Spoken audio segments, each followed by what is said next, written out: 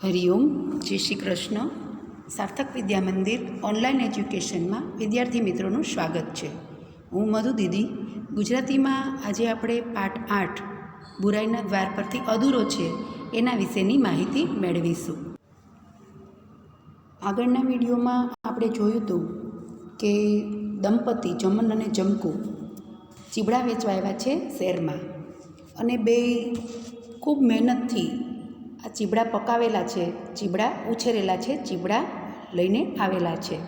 એક વેપારી આવે છે, એ પોતાને ઘરે લગ્ન છે એટલે જાનને જમવા માટે ચીબડાનું કોઈ શાક કરવું હશે એટલે આવે છે અને ભાવતાલ કરીને ચીબડા લેવા માટે તૈયાર થાય છે, પણ એ ભાવમાં જમન જમકુને પોસાતું નથી એટલે ના પાડે છે.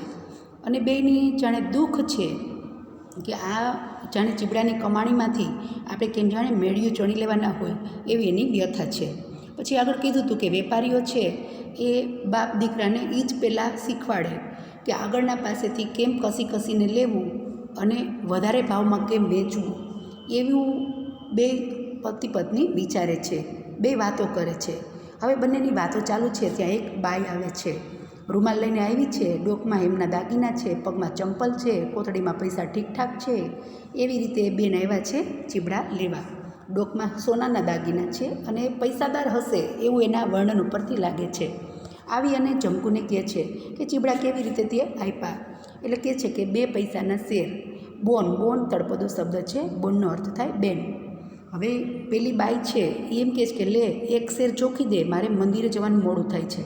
વળી કચકચ કરે છે કે આવી રીતે કેમ જોખે છે, ત્રાજવાની કડી ચડી ગઈ છે. નમતું બરાબર જોઈ છોકરાઓને ફોસલાઈમાં એવી રીતે કેટલાય શબ્દો એ બોલે છે. ત્યારે જમકુ છે એ કહે છે કે લ્યો બેન, આ તમને નમતું આપ્યું. અને એવી રીતે 1.5 શેરથી પણ વધારે માલ એ 1 શેરમાં પેલી બાઈને આપે છે. વળી ઉપરથી પેલી શેઠાણી છે એ પાકું ચીબડું પડેલું છે, એની પર માખીઓ બળબણે છે, તો એમાંથી એક ચીર માંગે છે. વળી જમકુને વ્યથા થાય છે કે વળી પાછી ચીર બેન, આટલું બધું તો તમને નમતું આપ્યું, તો એમાં તમે પાછા ઉપરથી ચીર માંગો છો. આવું એ બળતા હૃદયે બોલે છે.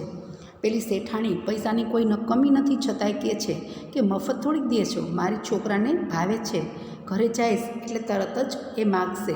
એટલે એવી રીતે એ વગર પૈસે લેવા માટે આ શેઠાણી પૈસાદાર હોવા છતાં પણ નકામનું પોતાનું હકનું નથી એ લેવા માટે જમકુ પાસે માંગે છે. જમકુને પોતાને મનમાં વિચારો આવી જાય છે. એ પેલી બેનને કહે છે કે બેન, કેટલી મહેનતે અમે આ વાળો ઉછેરો છે, ચીબડા અમે વાવીને તૈયાર કર્યા છે. મથીને ગાળેલા કૂંટિયાઓ, મથી એટલે ખૂબ મહેનત કરીને, કૂંટિયા એટલે આગળ તમને કીધું હતું એમ હાથેથી ગાળેલા કૂવા, અને માટલે એટલે કે ઘડા લઈને, આપણા ગોરા લઈને 3 મહિના સુધી લાગ લગાટ સતત પાણી પાયેલું છે. શિયાળ અને હરાયા ઢોર આવે નહીં એના માટે રાતો ઝઘડા કરેલા છે. એ બધી મહેનત એને જમકુને યાદ આવે છે. એટલે પેલી બાઈ વળી કહે છે કે ચીર દેશો ન કર લે તારા ચીબડા પાછા, મારે તારા ચીબડા નથી લેવા. આવી રીતે ધરારથી ચીબડા નમતા લીધા છે, છતાંય માથે ચીર માંગે છે. કલેજામાંથી કાપીને ચીર આપવી પડી હોય એવું દર્દ જમકુને થાય છે. પોતાની મહેનતનું આમ કોઈક લઈ જાય છે માટે એને ખૂબ દુઃખ થાય છે. પછી વળી મનમાં વિચારે છે કે આવા પૈસાવાળાના કેવા જીવ હશે, નકામનું લેવું, હરામનું લેવું. આપણે એના કરતાં નિર્ધન છીએ તો સારા છીએ. આપણો આવો જીવ તો નથી, ભલે આપણી પાસે પૈસા નથી, પણ કોઈનું આપણે હક વગરનું લેતા નથી. અને વળી પેલો જમન બોલે છે કે મને તો દાજ ચડે છે કોક વાર, કે આવા લોકો ઉપર તો મને દાજ ચડે છે. ત્યારે જમકુ પતિને શાંત પાડે છે. દાજ ન ચડાવીએ ડાયા, પારકો પરદેશ છે, આપણે રિયા મજૂર, કાંક થાય તો સપાઈને આપણા જ વાકની ગંધ આવે. કે આપણો તો આપણો દેશ નથી, આપણે બીજાને ત્યાં આવ્યા છીએ, પરગામ આવ્યા છીએ, આપણે મજૂર માણસ છીએ. જો કાંઈક પણ આપણાથી ઊંચું નીચું થાય, કોઈ વેપારીને આપણાથી 2 શબ્દ ઊંચા બોલાઈ જાય તો આપણે સિપાઈ એટલે પોલીસ આપણને જ દંડ આપે. એટલામાં તો પેલું પીયું પેલી પેસેન્જરમાં આવશે એવું લોકપ્રિય નાટક ત્યારે કદાચ પ્રખ્યાત બન્યું હશે.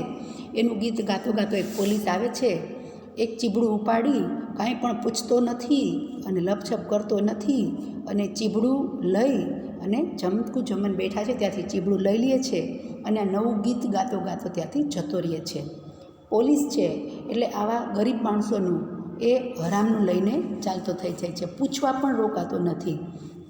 જમન અને જમકુ એકબીજાની સામે જોતા રહી જાય છે. બાઈ તો ઝેર પી ગઈ હતી. ઝેર પી ગઈ હતી એટલે કે જે આ પોલીસ નકામનું જે પોતાની મહેનતનું ચીબડું લઈ ગયો, તો એના કારણે જે ગુસ્સો આવ્યો એ ગુસ્સાને પી ગઈ હતી અને વળી હસે છે. પતિનો ગુસ્સો શાંત થાય એટલે પતિને શાંત પાડવા માટે બોલે છે કે આ એક તાલ છે ને, કે આ એક મજા છે ને, કોકનું આમ લઈ લેવું અને ભર બજારમાં આમ ગીત ગાતા ગાતા ચાલ્યા જવું. ત્યારે ધણી એને ઠપકો આપે છે, તને ઓળખે છે?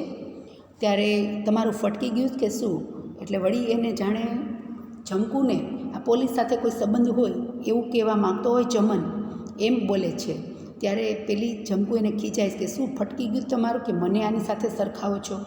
4 પૈસાનો માલ ઉપાડીને હાલતો થાય તો તું દાંત કાઢીશ, તારા પિયરનો સગો હોય એમ કહેશ કે તારો કોઈ પિયરનો સગો હતો, આપણો આટલો પછી માલ લઈ ગયો, આપણું અવડું મોટું ચીબડું લઈ ગયું તોય તું દાંત કાઢે છે. ત્યારે શાંત પાડવા માટે કહે છે કે વાત જતી કરો ને. બાઈએ ધણીના વાસામાં હાથ ફેરવો. જોને તમારા લુગડા 1 મહિનાથી મેલાદાટ થઈ ગયા છે. પતિને બીજા વિચારોમાં, જે ચીબડાના વિચારોમાં પોલીસ ઉપર જે દાજ છે એ દાજ ઓછી થઈ જાય એટલે બીજા વિચારો તરફ વાળવા પ્રયત્ન કરે છે અને કહે છે કે તમારા લુગડા તો જો મહિનામાં મેલાદાટ થઈ ગયા. વિચારો 1 મહિનાથી એ કપડાં એણે પહેરેલા હશે એટલે 1 મહિનામાં મેલાદાટ થઈ ગયા એવું કહે છે. આજે સાંજે મારા બાપને ઘેર પહોંચવા દો, ત્યાં ખારો પાટ છે, સંધાઈ લુગડા ઘસી ભૂસી ચોળી હનુમાનની કોઈએ રૂપાળા ધમધમાવી નાખું. હનુમાનની કૂવો હશે, તે હનુમાનનો કૂવો કદાચ ઓળખાતો હશે, એટલે ત્યાં જઈને હું તમારા કપડાં છે એ ધોઈ નાખીશ. એવું બીજા વિચારોમાં એ જમનને ચડાવવા પ્રયત્ન કરે છે અને વળી કહે છે કે હાલો મારો વાલો કરું, એકાદ લલકારો કરો કે હું તમને પ્રેમ કરું છું, ચાલો એકાદું ગીત, એકાદું લલકાર કરો એટલે ગ્રાહકોને આકર્ષવા માટે કંઈક બોલો. ધણીના કલેજાની કળ જાણે કે આ સુવાળા વચનો વડે ઉતરી ગઈ હોય. માતાના સમ મને શરમ આવે છે. જે ગુસ્સો હતો એ ગુસ્સો શાંત થઈ જાય છે ધણીનો, અને સુવાળા વચન જે બોલી જમકું એને કારણે એનો ગુસ્સો શાંત થઈ ગયો અને કહે કે મને શરમ આવે છે, હું આવી રીતે બોલીશ નહીં. હેઠ નાની વહુ કહીને કોમળ કંઠે જમકુએ સૂર છેડ્યા. એ શરબતના કૂપા લઈ જાઓ, એ દૂધિયા માલ લઈ જાઓ. શરબતના કૂપા એટલે કૂવા, પેલા ઘડા એમ. તો કહે છે કે નાની વહુની જેમ શરમા છે શું, અને પોતે જ બોલવા લાગે છે. સાંજ નમતી હતી. વરવહુના ચહેરા પર પશ્ચિમના કેસુડા જાણે રંગ ઢોળતા હતા. પશ્ચિમનો જે સૂરજ આથમવાનો સમય છે, કેસરી રંગ છે, એ બંનેના ચહેરા ઉપર દેખાતો હતો. આથમણી દિશાનો માળી સૂરજ સીમાડા ઉપરના ફૂલ ભરપૂર ખાખરાના કેસરિયાવન ખડા કર્યા હતા. ખાખરા ઉપર જે કેસુડાના ફૂલ આવે છે અને દૂરથી જ કેસરીયો રંગ દેખાય, એમ આથમણી દિશાનો માળી, આથમણી દિશાના ફૂલ બગીચારૂપી જે આ ફૂલ છે, જે સૂરજ છે માળી સ્વરૂપે જાણે પશ્ચિમ દિશામાં કેસરી રંગનો બગીચો એણે ઉગાડ્યો હોય એવું દ્રશ્ય અહીંયા દેખાય છે. વાદળાઓમાં રમતી વગડાવ છોકરીઓ એ વનફૂલને વેડતી હતી. વાદળાઓમાં રમતી વગડાવ છોકરીઓ એટલે વાદળા જે છે એ વાદળાઓમાં કોઈ છોકરીઓના આકાર જાણે દેખાઈ આવતા હોય એવું વર્ણન અહીંયા કરેલું છે. સાંજે આપણે જઈએ ત્યારે 4 દીના પૈસા તમારી પાઘડીની માયલી કોરના એક કાંટામાં બાંધી લેજો હો, કાઠીનું ગામ છે. કે આપણે સાંજે જઈએ એટલે તમે આજે કાંઈ આપણને કમાણી થઈ છે એ કમાણી તમે પાઘડીની માયલી કોર, માયલી એટલે અંદરની બાજુએ, કોર એટલે અંદરની બાજુએ, માયલી કોર એટલે અંદરની બાજુએ જે પાઘડી વીંટતો હશે પછી એક આટા બાંધીને, તો અંદરના આટામાં આ પૈસા જે આપણે કમાણી થઈ છે એને બાંધી લેજો. રસ્તામાં કાઠીનું ગામ છે. કાઠી કદાચ લોકોને, આવતા જતા લોકોને લૂંટી લેતા હશે, એટલે અહીંયા કહે છે કે કાઠીનું ગામ વચ્ચે આવે છે ને આપને લૂંટી ન લે એટલે પૈસા સંતાડી દેજો. પણ એ તો પાઘડી નહીં પડાવી લે, રાતા મદ્રાસીઓની પાઘડી કાંઈ કાઠીએ મૂકી દેશે, એ તો પાઘડીએ ઉતરાવે, એનું કાંઈ નક્કી હોય. ઠીક, ત્યારે હું મારી કેડીએ બાંધી લઈશ. કેડી એટલે કમર, હું મારી કમરના ભાગે બાંધી લઈશ. બકરીને હાંકતા હાંકતા ફરીથી બાઈએ લલકાર કર્યો, ઓ આ ઘીના કુડલા લઈ જાઓ. હવે આવી રીતે પાછો લલકાર કરે છે ત્યારે એક બીજો જુવાન આવે છે ચીબડા લેવા. કેમ કર્યા ચીબડા એમ પૂછતો જ જવાબની રાહ જોયા વગર જુવાન નીચે બેસીને અધમણ જોખો એવો આદેશ આપે છે.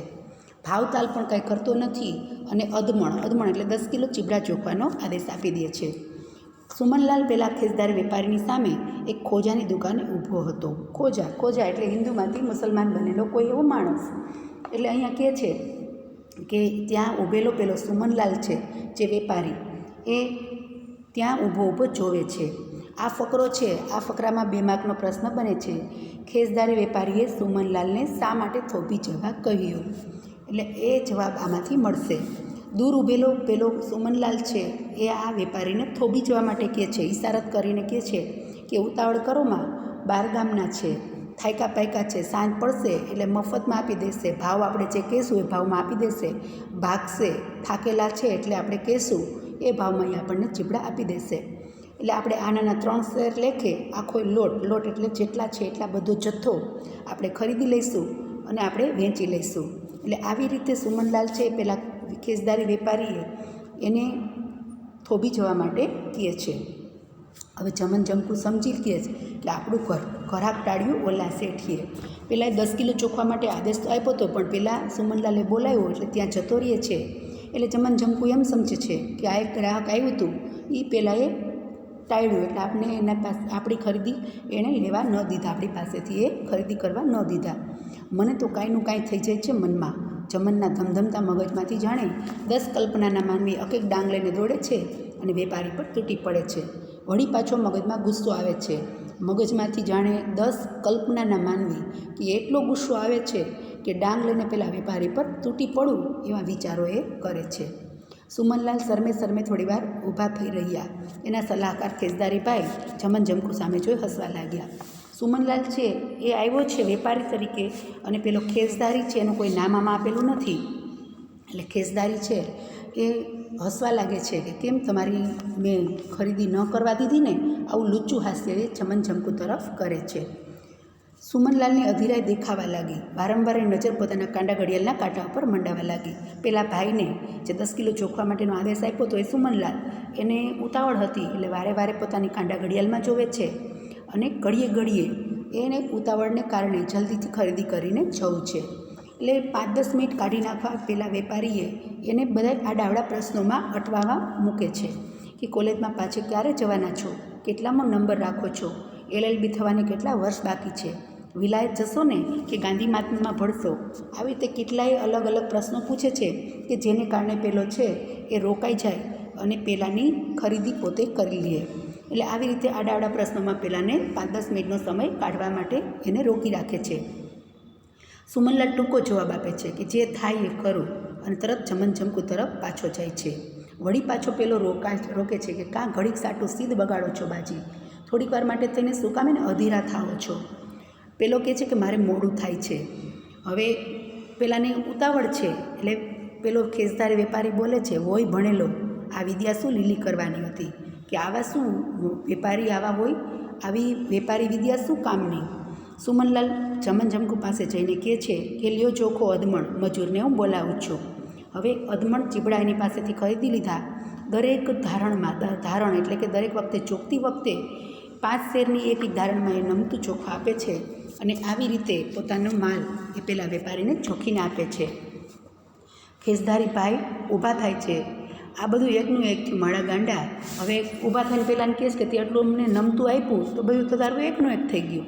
ત્યારે કહે છે કે આટલી નમતી ધારણે તો જ એ જ હિસાબ થાય, મેં આનાના 3 શેર તો માગ્યા હતા. હવે પેલો ખેસદારી છે જમન જમકુએ પેલા સુમનલાલને વધારે જે ધારણ કરતો હતો, જોખતો હતો, એમાં વધારે ચોખીને એણે આપી દીધા કે જલ્દીથી પૂરા થઈ જાય, ભલે થોડુંક વધારે લઈ જાય.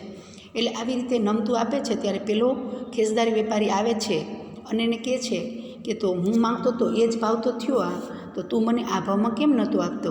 એટલે આવી રીતે રકઝક કરે છે.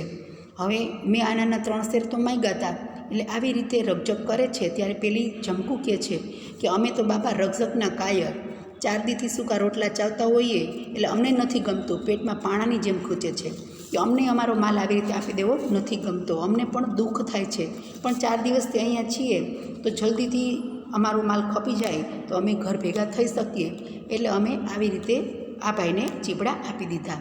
એટલે આવી રીતે જમકુ બોલતી ગઈ, જમન જોગતો ગયો. 5 ચીબડા વધ્યા. ત્યારે જુવાન કહે છે એક વધુ ધારણ કરી નાખો. ત્યારે જમકુ એને કહે છે કે ના આપણે ધારણ નથી કરવી, એ ભાઈને આપો, ભલે લઈ જાય. અને આવી રીતે પોતાના પેટના પાટા ઠરશે એ હિસાબે પેલાને ચીબડા વધારે પડતા નમતા ચોખીને આપી દે છે. જમન અને જમકુ આવી રીતે ચીબડા આપતા પેલા વેપારીને એ ચીબડા આપીને ચાલતી થાય. પછીનો પાઠ આપણે પછીના વિડીયોમાં